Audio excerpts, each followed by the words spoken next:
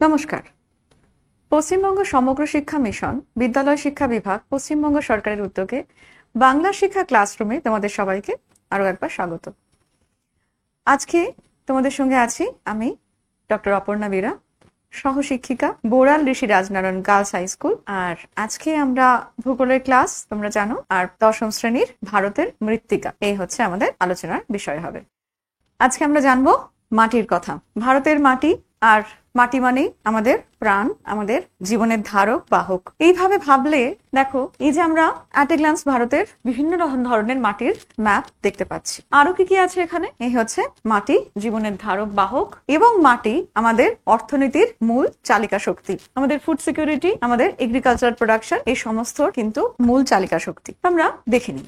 মাটি হলো ভূপৃষ্ঠের ওপরের সেই শিথিল শিলাচূর্ণ এবং তার সঙ্গে থাকা জৈব পদার্থ, খনিজ পদার্থ, সেগুলোর এমন একটা মিশ্রণ যে কিনা জীবনকে ধারণ করতে পারে, যে উদ্ভিদের সমগ্র এবং তার সঙ্গে সঙ্গে প্রাণীকুল অর্থাৎ পুরো ইকোসিস্টেমটাকে ধরে রয়েছে মাটি। এবং মাটির কারণেই আমরা এই কি পাচ্ছি, যে সমগ্র যে বাস্তুতন্ত্রে যে পুষ্টি পদার্থের চলাচল এবং তার সাথে সাথে জলের সরবরাহ, উদ্ভিদের মূলে পৌঁছে যাওয়া জল, এবং সেই সবকিছুর মাধ্যমে সেই উদ্ভিদ থেকে প্রাণী জগৎ, এবং এইভাবে পুরো পৃথিবীরই এক রকমের যে জীবন্ত গ্রহ, তার মূল কারণ। মাটির মাধ্যমে এই যে উদ্ভিদের বৃদ্ধি বিকাশ, সেটা নিয়ন্ত্রিত হচ্ছে, সেটা সচ্ছল থাকছে। আর দেখো, নানা ধরনের মাটি, কত রকমের মাটি কে আমরা বাইরে থেকেও দেখতে কোনো কোনো জায়গায়, পৃথিবীর এমন এমন কিছু জায়গা রয়েছে যেখানে শিলার যেমন বৈচিত্র্য, বিভিন্ন খনিজ সম্পদ থাকার কারণে, তেমনি মাটিরও অনেক রঙের মাটির যে বৈচিত্র্য, সেগুলো একটা মানে অ্যাস্থেটিক্যালিও সেগুলো খুব টানে। মাটির সাথে আমরা এখানে কি দেখে নিচ্ছি, যে ছোট ছোট শিলাচূর্ণ মাটিতে আছে, আর কি আছে, অর্গানিক ম্যাটার, অর্থাৎ মাটিতে উদ্ভিদের যে কোনো অংশ, পাতা, ফুল ফল, মূল, এগুলো পড়ে, এগুলো ধীরে ধীরে বিয়োজিত হয়ে এবং প্রাণী থেকেও এই জৈব পদার্থের সরবরাহটা আসে। এবং তারপর সময়ের সাথে তৈরি হয় মাটি। একটুখানি মাটি তৈরি হতে আমাদের ধারণা আছে যে কত হাজার বছর সময় লাগতে পারে। কয়েক ইঞ্চি মাটি তৈরি হতে সময় লাগে কয়েক হাজার বছর, এবং সেটা এক একটা জায়গা অনুযায়ী। তোমরা জানো যে মাটির সয়েল ফর্মিং প্রসেসের উপর মূলত কি হয়, ভূপ্রকৃতি, জলবায়ু এবং ভূমির ঢাল এবং সময়, এবং তার সঙ্গে সঙ্গে এই বিষয়গুলোর প্যারেন্ট মেটেরিয়াল, অর্গানিক ম্যাটার, এইগুলোর নিয়ন্ত্রণ করে, এবং সেই সাথে এই প্রাণের অস্তিত্ব সম্ভব হচ্ছে। এবং ভারতের মতো দেশে যে বিশাল ভূপ্রাকৃতিক বৈচিত্র্য, এবং তার সঙ্গে সঙ্গে ভারতের অক্ষাংশগত এবং দ্রাঘিমাংশগত যে বিশাল বিস্তৃতি, তার সঙ্গে কি হয়, যে জলবায়ুর যে বৈচিত্র্য, সেই অনুযায়ী ভারতের এক এক জায়গায় এক এক ধরনের অবধারিতভাবেই আমরা মাটিরও সেই বৈচিত্র্য দেখতে পাবো। এটা খুব স্বাভাবিক। অর্থাৎ কোনো জায়গার জলবায়ুর নিয়ন্ত্রণ, ভূপ্রকৃতির নিয়ন্ত্রণ কিন্তু মাটির উপর আছে। সেই অনুযায়ী এক এক জায়গার স্বাভাবিক উদ্ভিদের চরিত্র, বৈশিষ্ট্য এক এক রকম হয়, এবং সেই অনুযায়ী আমাদের পুরো কৃষি ব্যবস্থা এবং তার সঙ্গে ফুড সিকিউরিটি নির্ভর করে রয়েছে। এইভাবে যে মাটি তৈরির যে প্রক্রিয়াটা, অর্থাৎ আবহবিকারগ্রস্ত শিলাচূর্ণ, এই বিভিন্ন, তারপরে মাটি তৈরির অনেক একাধিক প্রক্রিয়া রয়েছে, সেইগুলোর মধ্যে দিয়ে যেতে যেতে অনেকটা সময়ের পর গিয়ে এইরকম রেগোলিথ থেকে মাটি তৈরি হচ্ছে। তাহলে এই হলো আমাদের মূলত আলোচ্য বিষয়, যে আমরা দেখে নেব মাটিকে কেন্দ্র করে কি কি আমাদের রয়েছে। আমরা টাইপ, বিভিন্ন রকম মাটির বর্ণনা, তার সঙ্গে তার পুষ্টি পদার্থের যে বৈশিষ্ট্য, তার সঙ্গে তার বিভিন্ন কম্পোজিশন, তার ক্যারেক্টারিস্টিক্স, এবং সেই সঙ্গে কি ধরনের কৃষি ব্যবস্থাকে সে সাপোর্ট করছে বা নিয়ন্ত্রণ করছে, এবং তার আনুষঙ্গিক যে সমস্যাগুলো কি কি হতে পারে, সেই বিষয়টা এই হচ্ছে আমাদের আজকের আলোচ্য বিষয়ের মোটামুটি ব্লুপ্রিন্ট। মাটিকে যদি আমরা এই ভিত্তিতে ক্লাসিফাই করি, যেমন হচ্ছে তার সে দেখতে কেমন, কি ধরনের কালার, এবং তার বৈশিষ্ট্য, তার কম্পোজিশন, এবং তার উৎপত্তি কিভাবে, আর তার সঙ্গে সবচেয়ে বড় ব্যাপার হচ্ছে বিশেষ করে লোকেশন, অর্থাৎ সে কোন ক্লাইমেটিক জোনে রয়েছে। তো সেই অনুযায়ী যদি আমরা ভারতের বিভিন্ন মাটিকে জেনে নিই, তাহলে দেখো এইভাবে এক এক জায়গায় আমরা এক এক ধরনের মাটিকে দেখতে পাচ্ছি। প্রথমে যদি শুরু করা যায় তাহলে ফার্স্ট অ্যালুভিয়াল সয়েল। এই অ্যালুভিয়াল সয়েলই ভারতের প্রায় 46% মানে পরিমাণ অংশ ভারতের অ্যালুভিয়াল সয়েল। তারপরে ধরো এই ব্ল্যাক সয়েল প্রায় 17 থেকে 18%।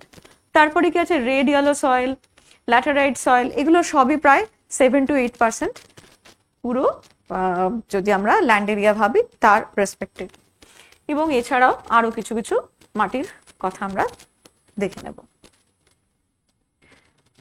এই যে মরু অঞ্চলের মাটি এবং উপকূলীয় অঞ্চলের কিছু মাটি, এবং ওখানে উপরে আমরা দেখছি যে পার্বত্য অঞ্চলের মাটি, সেগুলো কিন্তু ওই রকমই অলমোস্ট অ্যারাউন্ড 5%, কখনো 2 to 5% এর মধ্যে রয়েছে। তো প্রথমেই আমরা একটু ডিটেলসে দেখে নিই যে অ্যালুভিয়াল সয়েল। এই অ্যালুভিয়াল সয়েল মূলত উত্তর ভারতের যে বিস্তীর্ণ সমভূমি সেই অঞ্চলটাতে আমরা দেখছি। এবং দেখো অ্যালুভিয়াম থেকে কথাটা আসছে, অর্থাৎ হ্যাঁ প্রায় 40%। অ্যালুভিয়াল সয়েল দেখতে কেমন হয়, এই ধরনের তার রং এবং এই ধরনের তার টেক্সচার, যদিও প্রচুর ভেরিয়েশন আছে এবং স্প্যাশিও টেম্পোরাল ভেরিয়েশনও হয়, যেটা আমরা এক্ষুনি দেখব। দেখো তাহলে মূলত এটা হচ্ছে ডিপোজিশনাল সয়েল, মানে ডিপোজিট কিসের হচ্ছে, সিল্ট, মূলত নদীবাহিত যে পলি, সেই পলি এসে জমছে নিজ স্থানগুলোতে এবং সেইভাবে এই পলিমৃত্তিকা তৈরি হচ্ছে। কিসের মাধ্যমে, নদী এবং ছোট ছোট স্ট্রিম। যেমন এখানে আমরা দেখে নিচ্ছি যে একটা বিরাট নদীর, বা আমরা মানে আলোচনার জন্য ভাবতে বলে দিতে পারি যে গঙ্গার যে বিস্তীর্ণ অববাহিকা, এবং সেখানে যে অ্যালুভিয়াল সয়েলটা আমরা দেখছি সেটার একটা এরিয়াল ভিউ, কিভাবে নদী একটা বিস্তীর্ণ এলাকা জুড়ে তার এই পললটাকে ডিপোজিট করে এবং এইভাবে এই ধরনের মাটি তৈরি হচ্ছে। তো এই মাটি কোথায় কোথায় আমরা দেখছি দেখো, মূলত নর্দার্ন প্লেন, এবং সেখান থেকে একটা ছোট্ট সরু করিডোরের মাধ্যমে রাজস্থানে থেকে এই গুজরাট, এখানেও এই অ্যালুভিয়াল সয়েল কিন্তু দেখা যাচ্ছে। আর কোথায়, এই হচ্ছে উপকূল ধরে সংকীর্ণভাবে এই অ্যালুভিয়াল সয়েলের অস্তিত্ব রয়েছে। কারণ আমরা জানি যে এখানে কি হয়েছে, যে দাক্ষিণাত্যের যে বড় বড় নদীগুলো গোদাবরী, কৃষ্ণা, কাবেরী পরপর এবং মহানদী, তাদের যে উপদ্বীপীয় অঞ্চলগুলো রয়েছে, এবং সে কারণে তাদের বয়ে আনা পলির মাধ্যমে এখানেও এই পূর্ব উপকূলীয় অঞ্চলে এই ধরনের পলিমাটি দেখা যাচ্ছে। এই হলো পলিমাটির যে টেক্সচার, এবং তাতে কি কি, মূলত এই স্যান্ড অর্থাৎ পলি, বালি এবং কাদা, সেগুলোর বিভিন্ন ধরনের কোনো কোনো মাটিতে পার্সেন্টেজ ডিফার করে, এক একটা বৈশিষ্ট্য এক এক রকম হয়। তোমরা জানো যে বেলে, এঁটেল, দোআঁশ, এই তিনটে হচ্ছে মূলত এই পলি মাটির এই টেক্সচার ওয়াইজ যে টাইপ সেটা। তো এরপর দেখে নিই যে এই মাটিতে কি কি বেশি থাকে। পটাশ এবং ফসফরাস, এই দুটো এই মাটিতে বেশি আছে, মানে এই মাটি এই দুটোতে সমৃদ্ধ, যে কারণে এই upper Ganga plain, middle Ganga plain, এই জায়গাগুলোতে কি হয়, যে এই জায়গাগুলোই ভারতের শস্য ভাণ্ডার বা সবচেয়ে বেশি ভালো কৃষিজ ফসল এখানে এই মাটির কারণেই উৎপাদিত হয়। দু ধরনের অ্যালুভিয়াল সয়েল দেখা যায় লোকেশনের ভিত্তিতে। মূলত দেখে নিই আমরা, এই হলো খাদার এবং ভাঙ্গার। খাদার কোথায়, যে ঠিক নদীর পাশাপাশি, নদীর কাছের যে অঞ্চলগুলো, যেগুলোতে নবীন পলিমাটি পড়ে প্রতি বছর বন্যার মাধ্যমে, এবং আর যে অঞ্চলগুলোতে কি হয়, যে নদীর তীরবর্তী অঞ্চল থেকে দূরে, যেমন দেখো এই যে খাদার দেখছি আমরা, এই যে প্লাবনভূমি, কোনো নদীর যে প্লাবনভূমি, সেই প্লাবনভূমির মধ্যে যেভাবে প্রতি বছর মানে বন্যার জল ছড়িয়ে পড়ে এবং তার সঙ্গে সঙ্গে যে পলিটা সূক্ষ্ম পলির আস্তরণ পড়ে সেই জন্যই এটাকে নিউ অ্যালুভিয়াম অর্থাৎ খাদার বলা হচ্ছে। এবং এখানে দেখো ফাইন সিল্ড, খুব সূক্ষ্ম ধরনের পলি দেখা যায়। আর ভাঙাড়ে কি হয়? ভাঙাড় হচ্ছে পুরনো পলিমাটি, অর্থাৎ নদী তীরবর্তী অঞ্চল থেকে অনেকটা দূরে, সেখানে বহুকাল আগে বন্যার ফলে সেই পলিমাটি ছড়িয়ে পড়েছিল বা সেখানে, এবং তার যে টেক্সচারটা, গ্রথনটা সেখানে কিন্তু দেখা যাচ্ছে যে অত সূক্ষ্ম নয় এবং মোটামুটি কঙ্কর বা এরকম কাঁকড়ের মতো টেক্সচারটা তার থাকে। মূলত এই যত লোয়ার গ্যাঞ্জেটিক প্লেনের দিকে আসা যাবে কি হচ্ছে যে এই পলিমাটিতে এবং ব্রহ্মপুত্র উপত্যকার দিকে কি হচ্ছে, এই লোমি সয়েল, এটার যে কাদার পরিমাণ তত বাড়ে।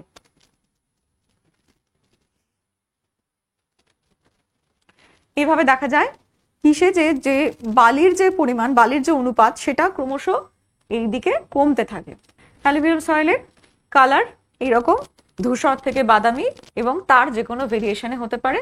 আর কি যে নেচারটা কি দেখো, এটা সয়েল ম্যাচুরিটি অত বেশি নয়, কারণ এটা সদ্য তৈরি হওয়া মাটি, কারণ এই যে আমরা একটু আগে জানলাম নবীন পলি মাটি, তো সেটা প্রত্যেক বছর রিনিউয়াল হচ্ছে এবং অতটা বেশি ম্যাচুরেশনের সময় পাচ্ছে না, ডিপোজিশনের মাধ্যমে আসছে। আর কি হচ্ছে, টেক্সচারটাও আমরা দেখলাম যে বিভিন্ন জায়গায় সময় অনুযায়ী এবং জায়গা অনুযায়ী ভ্যারি করছে। এই হলো পাললিক মানে পলল মাটিতে যে সমস্ত ফসল, মানে কিছুই বাদ নেই। পলল মাটি পলল মৃত্তিকা এমন মৃত্তিকা যার মধ্যে প্রায় দরকারি সব রকম খনিজ পদার্থ আছে, যার জল ধারণ ক্ষমতা ঠিকঠাক, যার মধ্যে বাতাসের যে চলাচল সেটাও ঠিকঠাক, যার ফলে মোটামুটি সব ধরনের ফসল এই মাটিতে ভালো হয়, সেটা খাদ্যশস্য থেকে শুরু করে সবকিছু। এবার আমরা দেখিনি ব্ল্যাক সয়েল। ব্ল্যাক সয়েল মূলত কোথায় দেখা যাচ্ছে দেখো, যে দাক্ষিণাত্যের যে উপদ্বীপীয় অঞ্চল ডেকান প্লেটো, সেখানে কি হচ্ছে যে এই ব্ল্যাক সয়েল মূলত এখানে আমরা দেখছি যে কর্ণাটক, তামিলনাড়ুর উপরের দিকটা, মহারাষ্ট্র, মধ্যপ্রদেশ, এই সব জায়গায় এবং গুজরাটের দক্ষিণের কিছুটা অংশ মূলত এই ব্ল্যাক সয়েল। তামিলনাড়ু বিশেষ করে এই গোদাবরী, কৃষ্ণা, এই দুটো নদীর যে অববাহিকা অঞ্চল, এবং মহারাষ্ট্র, এই জায়গাটায় মূলত কিভাবে হয় তোমরা জানো যে দাক্ষিণাত্য হচ্ছে কিরকম, যে সেখানে প্রাচীন যে অগ্নুৎপাত, সেই অগ্নুৎপাতের ফলে এখানে যে ধরনের আগ্নেয়শিলা দেখা যায়, মূলত ব্যাসল্ট জাতীয় আগ্নেয়শিলা, সেই শিলা থেকেই কিন্তু ক্রমশ মাটি তৈরির বিভিন্ন প্রক্রিয়াতে এই ধরনের কৃষ্ণ মৃত্তিকা বা ব্ল্যাক সয়েল তৈরি হয়। আর এই হচ্ছে ব্ল্যাক সয়েলের মেইন ক্রপ কি, সেটা না হচ্ছে তুলো। তো এই জন্য এটাকে বলা হয় কটন, ব্ল্যাক কটন সয়েল বা রেগুর মৃত্তিকা।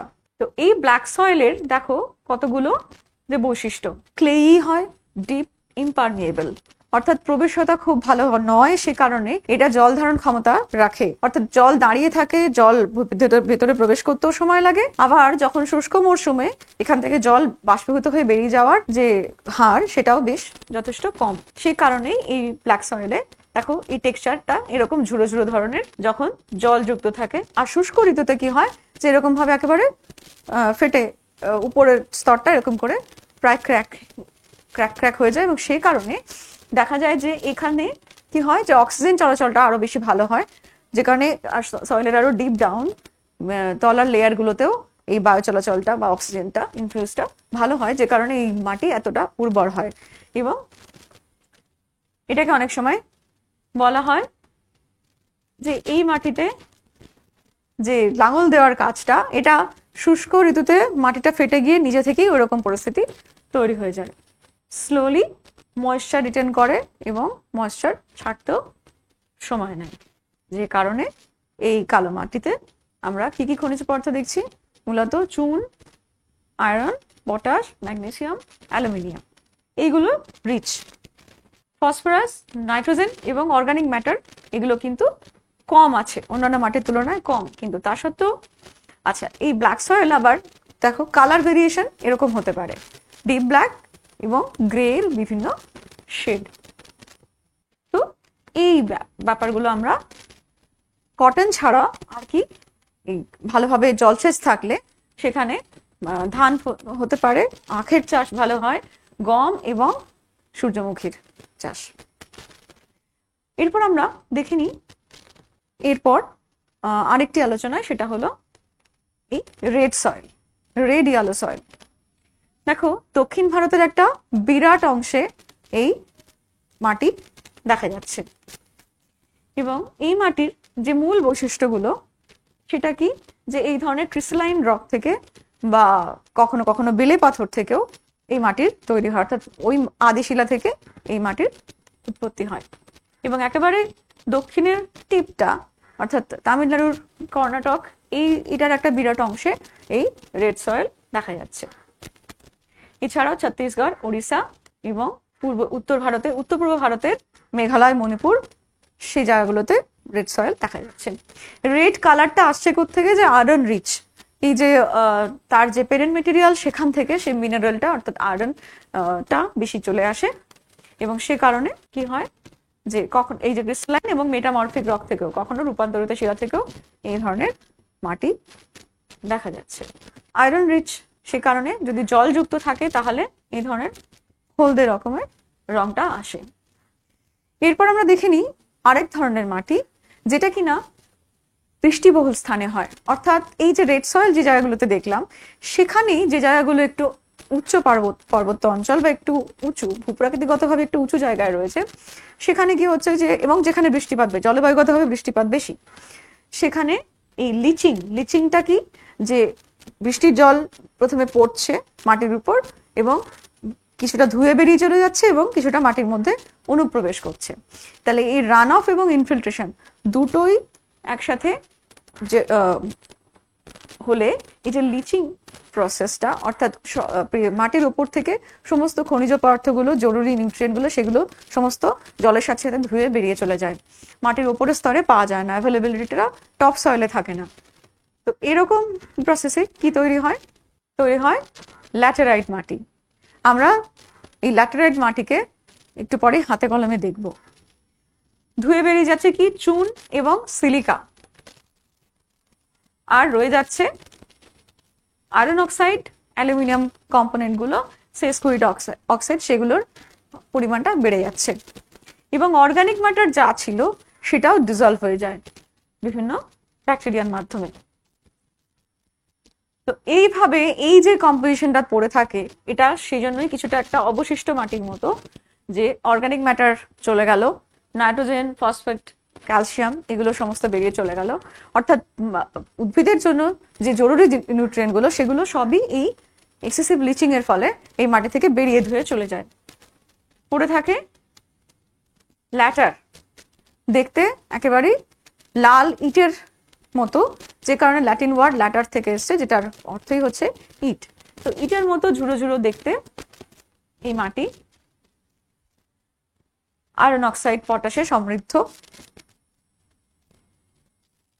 এই হলো, সেই জন্যই কোনো ধরনের ফসল এখানে ভালো ফলে না। তবুও যদি ইনাফ ইরিগেশন থাকে তাহলে কোথায় কোথায় দেখা যাচ্ছে, এই তামিলনাড়ু, কর্ণাটক, অন্ধ্রপ্রদেশ, এই হচ্ছে ল্যাটেরাইটের মূলত ক্যাজু নাট জাতীয় যে কোনো কিছু, এই ইটের মতো দেখতে, ইটের স্ট্রাকচার, এবং এই মাটি যেখানে আছে সেখানে আসলে এই মাটিকে ইট তৈরি করতেও ব্যবহার করা হয়ে থাকে। আচ্ছা, তো পেনিনসুলার প্ল্যাটোর একটা বিরাট অংশ জুড়ে এই ল্যাটেরাইট মাটি কেরালা, কর্ণাটক, তামিলনাড়ু, মধ্যপ্রদেশ, উড়িষ্যা, এই জায়গাগুলোতে দেখা যাচ্ছে, যেগুলো উচ্চ পার্বত্য অঞ্চল, ছোট ছোট পকেটেড এরিয়াগুলোতে এই মাটিতে এইগুলো ভালো ফলে।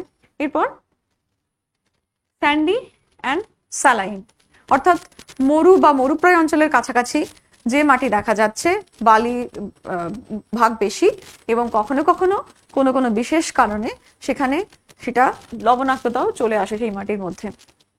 সেই মাটিকে আমরা যদি দেখি তাহলে দেখতে কিন্তু এটা ওই রেড সয়েলের মতোই বা ইয়েলো সয়েলের মতোই, কিন্তু কোনো কোনো জায়গায়, যেমন এই কচ্ছের রণ অঞ্চলে, গুজরাটে, সেখানে মাটির যে ক্যাপিলারি অ্যাকশন, অর্থাৎ শুষ্ক ঋতুতে যখন মাটির উপরের স্তর থেকে জল বাষ্পীভূত হয়ে উপরে বেরিয়ে যাচ্ছে, তখন ক্যাপিলারি অ্যাকশনে কৈশিক প্রক্রিয়ায় নিচ থেকে কি হয়, এই লবণ, মাটির মধ্যে থাকা যত রকমের এই লবণগুলো, সেগুলো উপরে উঠে জড়ো হতে থাকে এত মাত্রায় যে এই জলকে শুকিয়ে উপরের জলটাকে বাষ্পীভূত করলে বা প্রাকৃতিকভাবে হয়ে গেলে আমরা এখান থেকে লবণ নিষ্কাশনও করে থাকি। মূলত শুষ্ক অঞ্চলেই এই কৈশিক প্রক্রিয়াটা বেশি করে কার্যকরী হবে এবং অনেক উচ্চ তাপমাত্রা মরুভূমি মরুপ্রায় অঞ্চলে, তাই রাজস্থানে পুরোটাই দেখা যায়, কিছুটা গুজরাটে, কিছুটা হিমাচল প্রদেশেরও সংলগ্ন পাঞ্জাবেও কিছু কিছু ক্ষেত্রে দেখা যায়। এবং বাষ্পীভবন অতিরিক্ত হলে তবেই মাটির ভিতর থেকে কি হয়, যে এই লবণ উপরে উঠে আসে। নাইট্রোজেনের পরিমাণ খুব কম থাকে এবং কিছুটা নিচেই এই সয়েলের যে প্রোফাইল, তার কিছুটা নিচেই দেখা যায় যে ক্যালসিয়ামের ডিপোজিশনটা অনেক বেশি বেড়ে গেছে, যে কারণে পেরেন্ট মেটেরিয়ালটা এইভাবে দেখা যায় কঙ্কর বা কাঁকড়ের মতো একটু সামান্য নিচেই রয়েছে।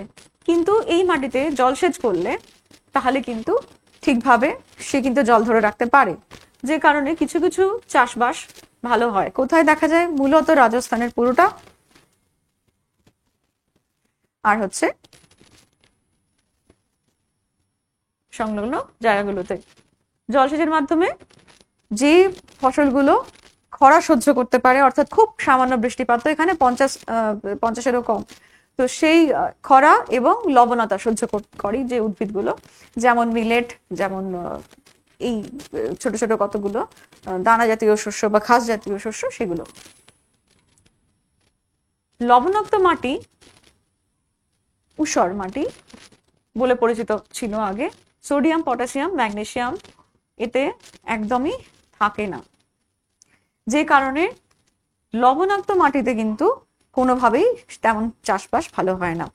তো এইরকম লবণাক্ত মৃত্তিকা কোথায় কোথায় দেখা যায়? দেখো, যে সমস্ত জায়গাগুলো সোয়াম্পি এরিয়া, অর্থাৎ উপকূলের কাছাকাছি, যেগুলো স্যাঁতস্যাঁতে জলাভূমি, জলাজমি জায়গায়, এবং সাধারণত এরকম ওয়াটার লগিং কন্ডিশন তৈরি হয় যে সেই মৃত্তিকা যেখানেই রয়েছে সেখানে এই ধরনের ছোট ছোট জলাশয়ের মতো খালবিল, সেগুলো, এবং এই স্যান্ডি এবং লোমি দুরকম স্ট্রাকচারই হতে পারে।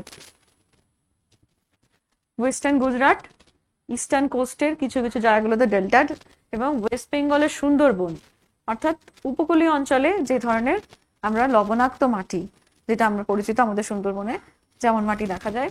এবং এই কি হয়, যে সমুদ্র থেকে উড়ে আসা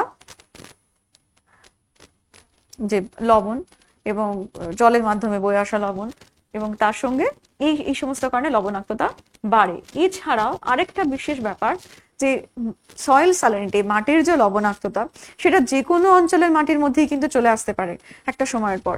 কি কি কারণে আসতে পারে? অতিরিক্ত জলসেচ, তোমরা জানো, একটা কারণ অন্যতম।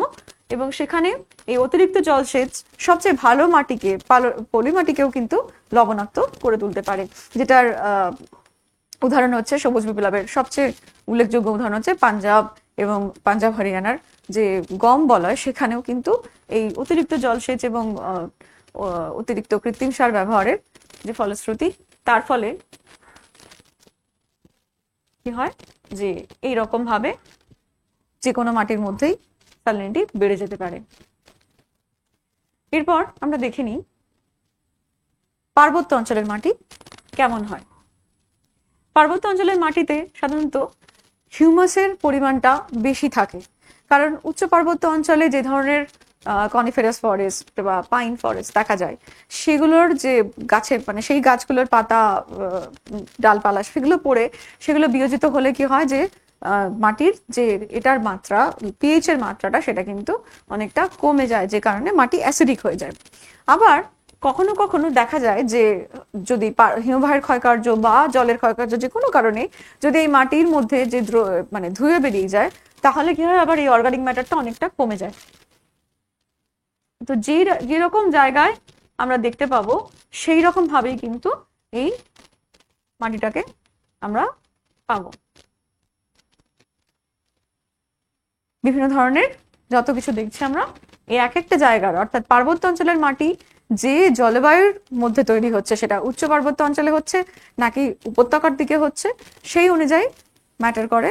এবং উপত্যকা অঞ্চলের মাটি সাধারণত উচ্চ পার্বত্য অঞ্চলের মাটির থেকে বেশি উর্বর, এবং এই ধরনের সমস্ত শস্য, ভেজিটেবল, ফ্রুট।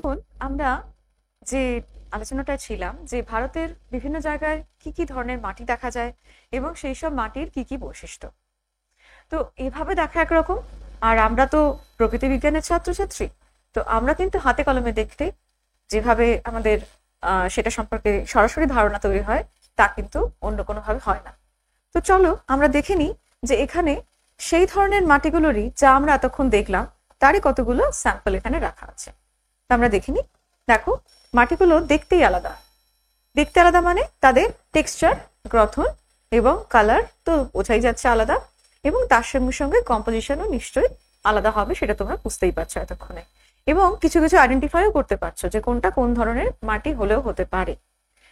তো দেখো, মাটি শুধু দেখতেই তো আলাদা হয় না, তার সঙ্গে আমরা এতক্ষণ কি জানলাম যে সেই সাথে তার নিউট্রিয়েন্ট, তার যে কেমিক্যাল এবং ফিজিক্যাল কম্পোজিশন, সেগুলো সমস্তই আলাদা হয়। যে কারণে কি হয় যে এক একটা মাটিতে এক এক ধরনের ফসল ভালো ফলে। তো আমরা এখানে দেখছি যেভাবে, দেখো এই যে লাল রঙের, এটা একটু কালচে ধরনের, আর ওটা হচ্ছে একটু যেটাকে বলে গ্রে সয়েল, বা আমরা আমাদের আশেপাশে বা যারা এই দক্ষিণবঙ্গে থাকি তারা আশেপাশে যে পলিমৃত্তিকা দেখি সেই ধরনের। এই মাটিগুলোর মধ্যে যেটা আমরা চোখে দেখে বুঝতে পারছি না সেটা হচ্ছে পিএইচ। পিএইচ লেভেল কার কেমন, আর কেন এটা বোঝা জরুরি, কারণ পিএইচ লেভেল কিন্তু মাটির মধ্যে থাকা যে নিউট্রিয়েন্ট, তার যে অ্যাভেলেবিলিটি সেটাকে কন্ট্রোল করে। তার সঙ্গে সঙ্গে আর কি করে যে কোন, এবং তার সাথেই তো নিশ্চয়ই বুঝতে পারছো যে ফসলের কোন ধরনের ফসল কোন মাটিতে ভালো হবে, নিশ্চয়ই সেটা। এবং কখনো দেখা যায় যে এর টেক্সচারটাও কন্ট্রোল হচ্ছে পিএইচ এর মাধ্যমে, সয়েল পিএইচ এর মাধ্যমে। এবং কি হচ্ছে যে কখনো দেখা যায় যে অতিরিক্ত যদি পিএইচ মানে যদি অ্যালকালাইন না হয়ে যদি অ্যাসিডের লেভেলটা, মাত্রাটা যদি অনেক বেশি হয়, তাহলে কি হয় যে কখনো কখনো অ্যালুমিনিয়াম বেশি করে দ্রবীভূত হয়ে যায়, যে কারণে অ্যালুমিনিয়াম টক্সিসিটিও হতে পারে এবং সেখান থেকে ক্রপ পেরিশ করতে পারে। তো আমরা একটা এক্সপেরিমেন্ট করে হাতে কলমে দেখি যে উপরে উপরে দেখতে এরকম হলেও কোনটার পিএইচ কিরকম আছে। দেখো, এখানে আমরা এই সলিউশনটা করে রেখেছি আগে থেকে সময় বাঁচাতে। তো এই সয়েলটা কিরকম সয়েল সেটা আমরা এক্ষুনি বুঝতে পারবো, এবং এখানেও ওই মাটিরই এখানে দ্রবণটা করা রয়েছে, জাস্ট ডিস্টিল ওয়াটার মেশানো আছে। আমরা এই যে লিটমাস টেস্ট সেটা দেখে নিই। এখানে আমরা ব্লু লিটমাস যদি এই সয়েলটাই ফার্স্ট দিই, দেখো কিছুই প্রায় হলো না। এই সেমটাই আমরা এটাতে একবার ইউজ করছি, এই সলিউশনটায়। দেখো কি হয়ে গেল, সাথে সাথে জিনিসটা কিন্তু রেড হয়ে গেল। তাহলে ব্লু লিটমাস এখানে এই যে রেড হয়ে গেল, তার মানে কি যে এটা অ্যাসিডিক। তাহলে অ্যাসিডিক সয়েল হলে এবং দেখতে এরকম কালচে ধরনের, তাহলে এটা কি হতে পারে যে কোনো পাহাড়ি মাটি হতে পারে, পর্জল হতে পারে, অথবা আমাদের আশেপাশেও মানে পাললিক মাটি যেখানে পাওয়া যায়, সেখানেও কিছু কিছু ক্ষেত্রে যে বড় কোনো গাছের তলায় যখন দীর্ঘদিন ধরে প্রচুর পাতা পচে হিউমাস তৈরি হয়, অর্থাৎ উপরে যে শ্যাওলা সবুজ সবুজ ধরনের পুরো মানে পিট মাটি তৈরি হয়, সেটাও সেখানেও সম্ভব। আচ্ছা, এই সলিউশনটার ক্ষেত্রে আমরা দেখে নিই যে এই সেম জিনিসটা রেড লিটমাস ইউজ করছি। রেড লিটমাস দেখো আমরা আগেই দেখলাম যে এটা অ্যাসিডিক, তাহলে অ্যাসিডিক সয়েলে কিন্তু কিছু হলো না, দেখো সেম রইল। এটাই যদি আমরা এই সলিউশনটাই দিই তাহলে কি হয়ে গেল, দেখো এই যে রেড লিটমাস কি হলো, ব্লু হয়ে গেল, ব্লু হয়ে গেল। তার মানে কি যে এটা হচ্ছে একটু বেসিক বা একটু ক্ষারীয় ধরনের মাটি। তো এই ধরনের মাটি আমরা আশেপাশে কিন্তু দেখে থাকি। তো কোন ধরনের মাটিতে কিরকম ফসল ভালো ফলে, সাধারণত এই অ্যাসিডিক সয়েলে কি হয় যে আলু, গাজর এগুলো চাষ, টমেটো এগুলো চাষ ভালো হতে পারে। তেমনি যে মাটি একটু ক্ষারকীয় সে মাটিতে কি ভালো হয় যে যে কোনো রকমের যে ভুট্টা, গম, ডাল জাতীয় শস্য, এগুলোর চাষ ভালো হয়। তো সাধারণত নর্মাল মানে আইডিয়াল সয়েল পিএইচ বলে কিছু হয় না, কারণ এক একটা ফসলের জন্য এক এক রকম রিকোয়ারমেন্ট থাকে। কিন্তু 6 to 7 এইরকম রেঞ্জেই মোটামুটি যে কোনো মাটি তার পিএইচ ভ্যারি করে। তো আমরা এখানে এটা হাতে কলমে দেখলাম, এবার চলো বাকিটা দেখে নিই। এই মাটিতে দেখব। এবার আমরা একটা অন্য বিষয়ে আসি, যে এতক্ষণ সারা ভারত জুড়ে কোথায় কি মাটি, তা কি ফসল, কৃষিজ ফসল এবং তার সেই সঙ্গে আনুষঙ্গিক অর্থাৎ আমাদের যে আর্থসামাজিক পরিকাঠামো সেগুলো কিভাবে মানে রয়েছে সেগুলো একটা বোঝা গেল। এবার আমরা দেখে নিই যে ভারতের কি আসলে মাটির সংক্রান্ত যে বিষয় অবস্থা সেগুলো কেমন। দেখো, depleting soil health, water guzzling crops, কি কারণে যে সমস্ত চাষে অতিরিক্ত জল লাগে, প্রচুর বেশি পরিমাণে জল লাগে, কারণ এখন সারা বছরে একাধিকবার চাষ হয় এবং তার কিছু কিছু ক্ষেত্রে যে কৃত্রিম সার দিয়ে সেই ধরনের বীজ যেগুলো বেশি করে জল ডিমান্ড করে সেরকম চাষ হচ্ছে। সেই কারণে India should go for brown revolution, অর্থাৎ মাটিকে রেস্টোর করা, মাটিকে কনজার্ভ করা, সেগুলো এত জরুরি হয়ে কেন পড়ছে। Soil in India losing it's life, organic carbon লেভেলটা ড্রপ করছে। সয়েল ডিগ্রেডেশন অন 30 PC, এখানে কি হচ্ছে, অতিরিক্ত রাসায়নিক সার, অতিরিক্ত ইউরিয়া দিলে জমির অবস্থা কিভাবে নষ্ট হয়েছে। To improve both crop and human nutrition, India should enter a paradigm shift. অর্থাৎ কিছু নিউজপেপার কাটিং আমরা দেখে নিলাম যেখানে কিন্তু ভারতের মাটির যে বর্তমান অবস্থাটা সেটা দেখাচ্ছে। এখান থেকে আমরা পৃথিবীর অবস্থাটা দেখে নিই। এবার পৃথিবীর অবস্থাটা কি? আমরা জানি যে পরিবেশের বিভিন্ন যে সমস্যাগুলো, অর্থাৎ এই পলিউশন, ডিগ্রেডেশন, তার সঙ্গে গ্লোবাল ওয়ার্মিং, এইগুলো খুব চেনা পরিচিত টার্ম। কিন্তু এটা কি জানো যে এই যে বিষয়টা এখন আমরা দেখছি এটাও কিন্তু পরিবেশের বরং সবচেয়ে জ্বলন্ত সমস্যা বর্তমানে।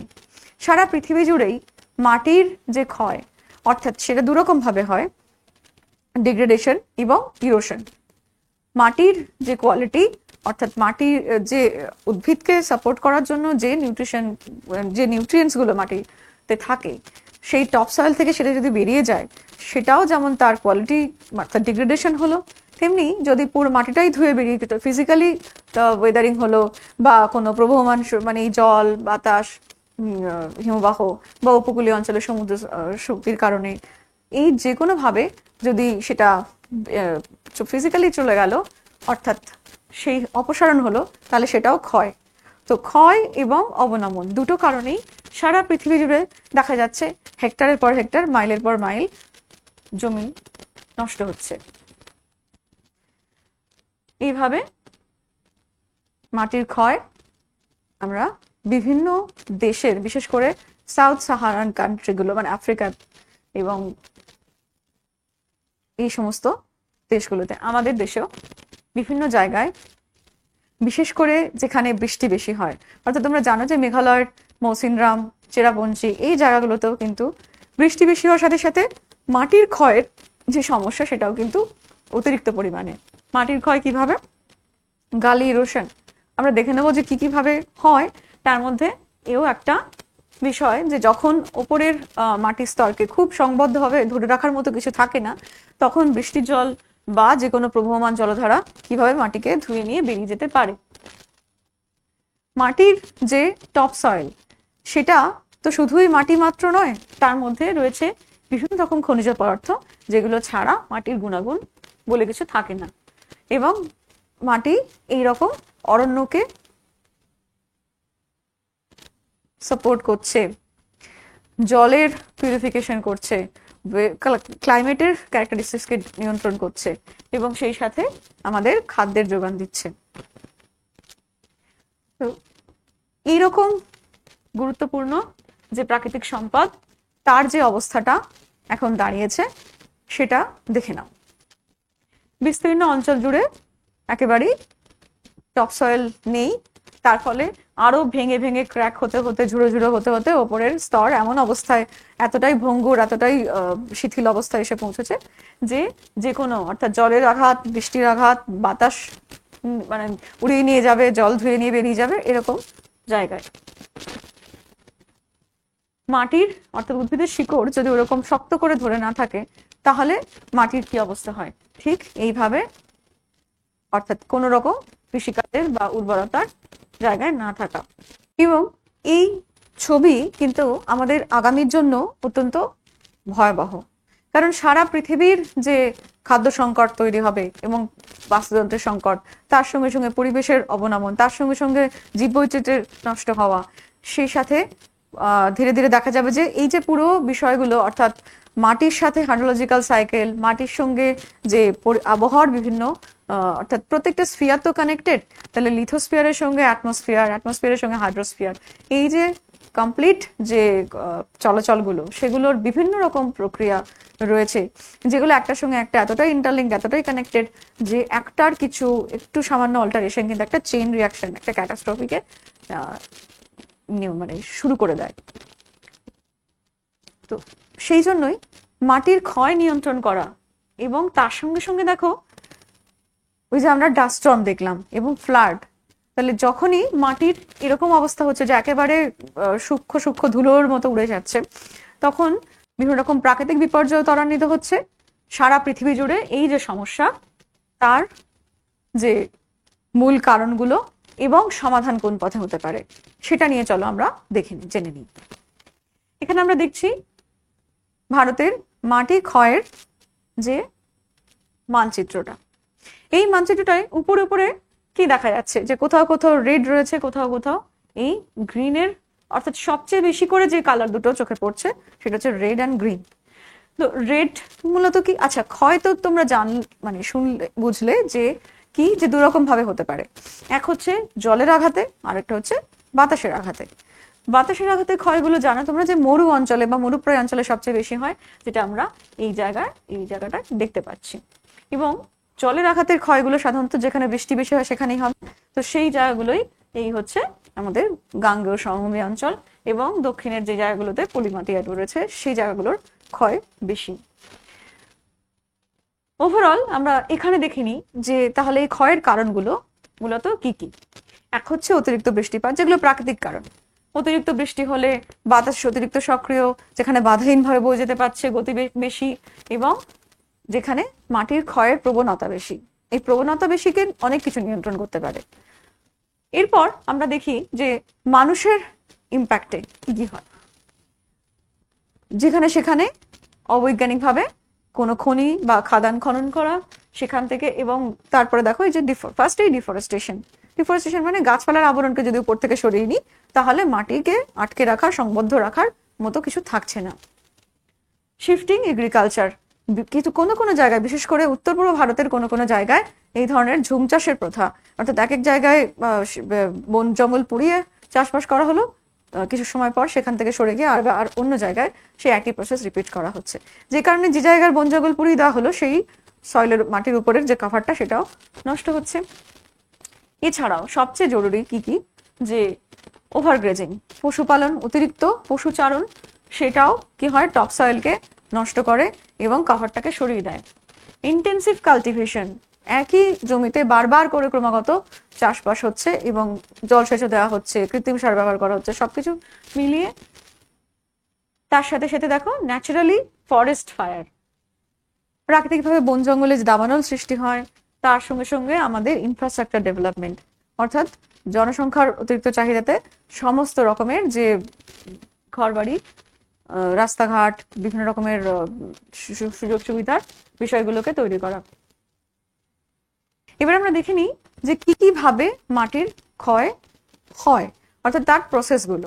প্রথমেই আসছে দেখো শীত, রিল, গালি, এই তিনটে হচ্ছে মূলত মাটি ক্ষয়ের, বৃষ্টির জলের আঘাতে মাটি ক্ষয়ের যে প্রক্রিয়া। তো যখন কোনো জায়গায় অতিরিক্ত বৃষ্টি হচ্ছে, 1 ঘন্টার মধ্যে 22 মিলিমিটার বা তার বেশি বৃষ্টি হচ্ছে, তখন কি হচ্ছে যে সেই জায়গাগুলোতে একেবারে শীটের মতো, চাদরের মতো করে মাটি ধুয়ে বেরিয়ে যাচ্ছে। রিল ইরোশন, সরু সরু নালা মাধ্যমে জল যাচ্ছে এবং সেই সাথে মাটি ধুয়ে বেরিয়ে যাচ্ছে, এবং সেই নালাগুলোই যখন আরো একটা আরেকটার সঙ্গে মিশে গিয়ে বা অনেকটা সময়ের পর সেগুলো আরো ডিপ হচ্ছে, সেগুলো আরো ওয়াইড স্প্রেড হচ্ছে, তখন এই গালির মতো করে, অর্থাৎ গালি ইরোশন। এছাড়াও বাতাসের মাধ্যমে উইন্ড ইরোশন, মাস মুভমেন্ট, মাস ইরোশন অর্থাৎ পুঞ্জিত ক্ষয়, ঢাল বেয়ে মাটির যে নিচের দিকে অপসারিত হওয়ার যে ঘটনা। এছাড়া হচ্ছে টানেল ইরোশন, অর্থাৎ মাটির মধ্যে গর্ত তৈরি হলে সেখান থেকে ওপরের মাটি ধসে বা ক্রমাগত গর্ত বেড়ে, তাহলে এই একাধিক প্রক্রিয়ায় কিন্তু মাটির ক্ষয় হয়। এবার সেটা আটকাতে আমরা কি করতে পারি? Method of soil conservation. আর এদিকে আমরা কি দেখছি? Method to improve fertility. অর্থাৎ মাটির ক্ষয় যেমন দুভাবে হয়, অর্থাৎ ডিগ্রেডেশন এবং ফার্টিলিটি চলে যাওয়া, সেটা হচ্ছে মানে ডিগ্রেডেশনটা সেটা, এবং ইরোশন, ফিজিক্যালি ইরোড হয়ে বেরিয়ে যাওয়া।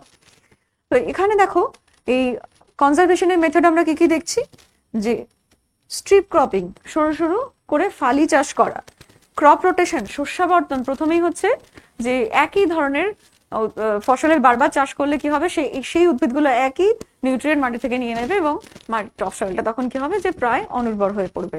এটা রোটেট করলে, রিপিট করলে, বিশেষ করে লেগুমিনাস উদ্ভিদের মাঝখানে আনলে তাহলে কি হবে, নাইট্রোজেনটা সংবদ্ধ হবে। কভার ক্রপস, যখন ফসল কাটা হয়ে যাচ্ছে তখন মাটিকে উন্মুক্ত না রেখে উপরে কোনো কভার ক্রপস।